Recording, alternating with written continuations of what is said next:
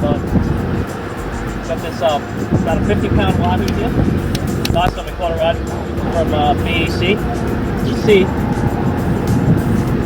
how important it is to have a little wahoo. We caught this on a little trolling lure. It's like a little dolphin fish pattern. You can see this hook out. Oh, it just came out.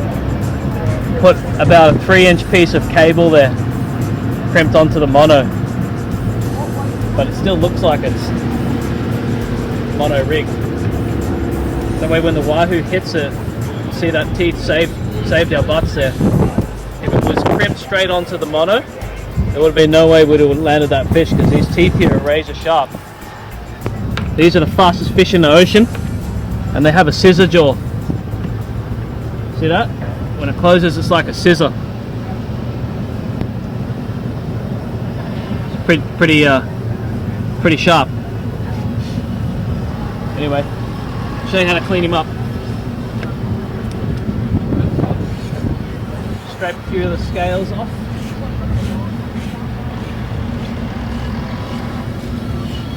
Particularly big specimen, but it's very important to ice down your fish. Make sure you ice it down really well, and these will ice down on the boat. If you don't, the flesh is going to get really soft.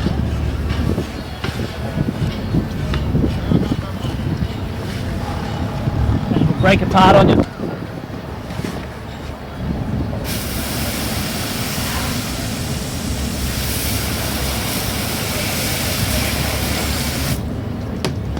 So first I open the pectoral fin, lift it up like this,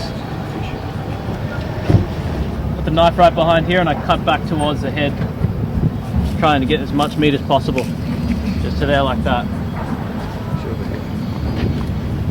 The least amount of cuts you can do, the better.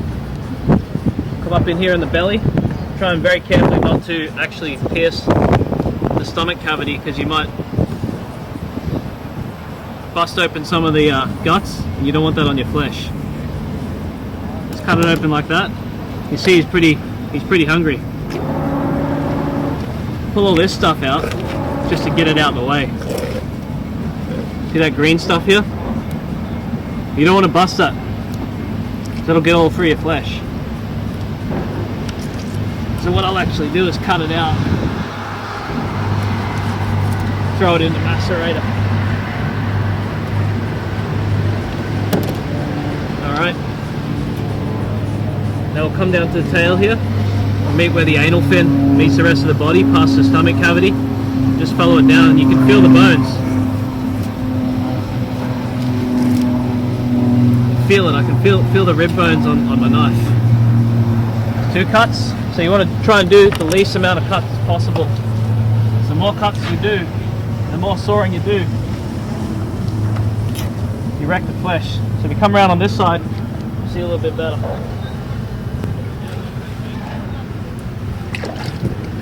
Start at the tail here. Make an incision. Follow that fin line, that dorsal fin line all the way down. Gets a little tough at the top here. Just cut there. And then what I do is I just slip the knife in there. Just follow it down. You can lift it up with your thumb. Just follow it down like that. You can open up and you see where the ribs are. You want to try and slide your knife right up along there so you don't leave any of the meat behind. Flip him over. Cut this like that. Same side, same on the other side. Oh, look at that beauty. Good one, eh? You want to try and get your knife right down in there so you can follow that rib cage so that you don't waste any of the meat. You see, I'm trying not to do too many cuts.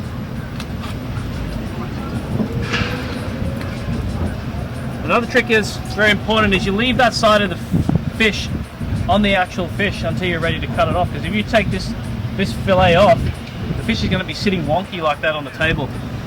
That's what you don't want to do. Lift the pectoral fin up again,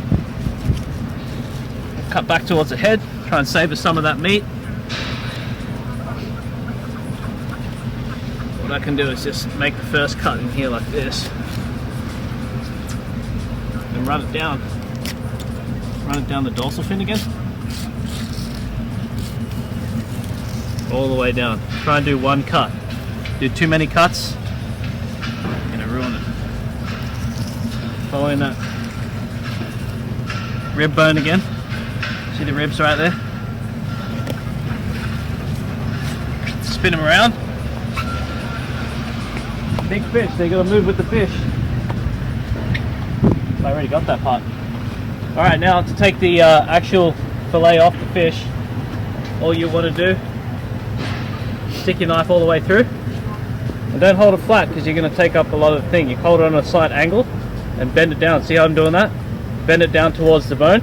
You can feel your line, and all you do is you run the knife the whole way along, just like that. You can see when I cut it off, what you're going to get is a nice slab of fish. That's a lot of meat there, huh? If I flip it over, rest this on the side here for a minute. Do the same thing on this side. Slip it through here, like that, and then angle the knife down and just run it along. And you'll feel the bones on your knife. Some of these bigger fish you got to hack at the end a little bit to get through. Cut it off here. Flip it over. Look at this. Oh yeah. That's a nice piece of meat there. And you can see there's minimal wastage on there. You can see through the fish frame. Didn't leave too much fish meat on the frame itself. And what we do with this carcass, guys, is we put it in a little boat. And we take it out in the ocean and drop it there and recycle it. You know, some of the other fish and stuff will eat it up. Okay guys, now I've shown you how to take the fillets off the side of the fish. I'm going to show you how to portion it up, cut it up properly for the table. First of all, you want to take this rib cage out because that's all bones in there. So I just slide my knife up in here on the edge of the rib cage. Separate that like that. And you get on the edge of the ribs here. Cut all that out. But what you want to do is don't cut straight down, angle it so you can save as much of the fish as possible. Just like this. See that? Just kind of shave it away. And so you're going to take all your rib bones out. Just like that. Trim that bit off.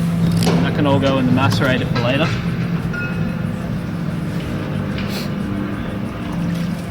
What I do with this part of the fish is I cut this off like this.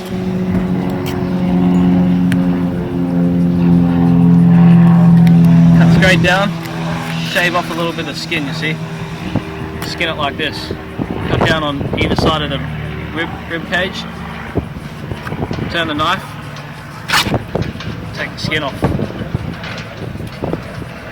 A lot of people like to steak their fish and cut straight through the wahoo. But that ruins your knife, so an easier way to do it is what we call a butterfly. So what happens is you pick the thickness of your steak, which in this case is around about 1 inch. You cut through almost to the skin, but not through the skin. First cut. The second cut goes the whole way through the skin. I'll do a couple. Don't go through the whole skin, and then cut through the whole way through. Dang, what are you learning today? That could be on BBC next week. I know, right? Cut it straight through, and then you flap it open. You got to go there. Thanks, man. If you want to submit something, give us You know who taught a really good buddy of mine? Yeah. A really good buddy of mine taught me how to do this. His name's Trevor, right over here. This is my good friend Shank right here. We're gonna have a next count it #2 coming out There you go, soon. coming out too. Fishing, show you how we do it out here. Yeah. But anyway, that's what Check you us do on like YouTube. Countit.com, right? That. Yeah. That's how you stake up your wahoo. You don't even cut through the fish. Okay. Yeah. Okay.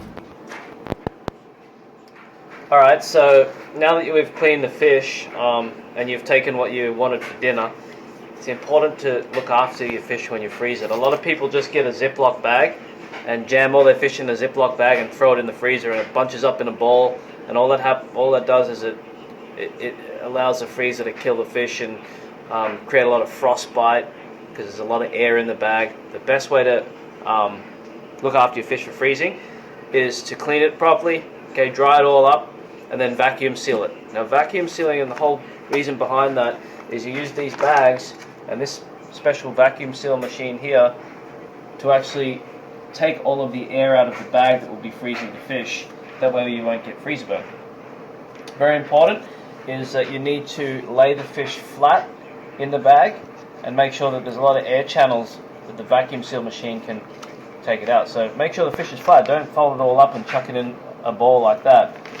Lay it flat down in the bag and only put enough in for a portion. You don't want to put all of your fish in one bag because you're not going to eat all of that fish at one time. Put enough in there for a portion. In this case we've got 4 nice butterfly steaks like we showed you how to do before, and they're sitting flat like this, and you can see there's a lot of space for the air to run through and out into the vacuum seal machine. Sit it nice and flat, put it in the vacuum seal machine. Now they're all different, but this particular one you lay down like that, and it has a strip here. This brown strip will create a seal and lock it in place. Put it down, press a button, start. You'll see it sucking all the air out of the bag. If you look carefully, it'll take all of the air out of the bag, stretch it down, make sure all the air gets out.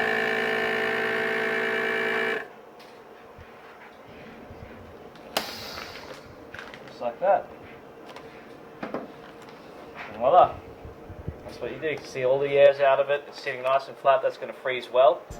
And when that comes out of the freezer in 2, 3, 4, 5, 6 months time, it's going to be pretty much exactly the same texture and freshness as it went in the bag today. What I also like to do is I'll label it. So I get a pen and I'll write what fish it is on the bag. Wahoo. And I'll put the month and the year.